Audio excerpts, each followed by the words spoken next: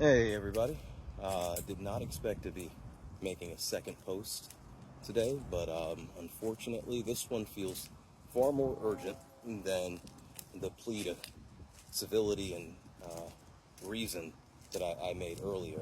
So it looks like Donald Trump is going to be sending National Guard troops not only to New Orleans but also to Baton Rouge as well. And this isn't a game. This isn't a threat. Because keep in mind, this isn't a Democratic governor that he's just trying to bully. This is real. They are coming. They will be here.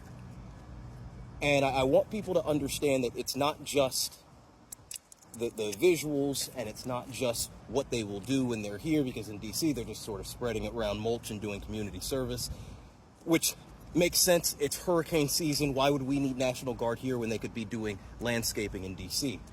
But for all the jokes that people have made about the relative uselessness that they have had in D.C., what's about to happen is very, very real.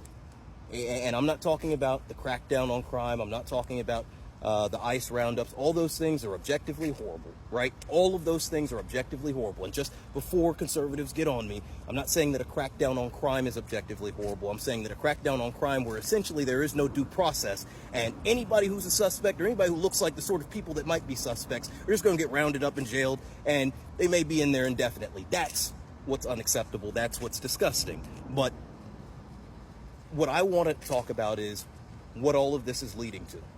And it is going to happen. This isn't me trying to make it hyperbole. This time next year, Donald Trump will have deployed National Guard troops to most major cities, particularly Democratic cities, Democratic-run cities. And in particular, what he's going to do is he's going to have them stationed outside of polling locations in what he will deem as sort of hot spots, places where voter fraud is likely to happen. And it will just so happen to coincide with, if you look at some of those demographic maps, it'll just so happen to coincide with the blackest parts of those towns, or the most democratic parts of those towns, but primarily the blackest parts, the blackest and Latino parts. And the whole point is they will be there to they'll be there running checkpoints to check IDs. This is going to be consistent with Donald Trump's executive order on voter ID. Here's the thing. What everybody knows is that that's going to dramatically depress turnout. In fact, depressed turnout is probably the most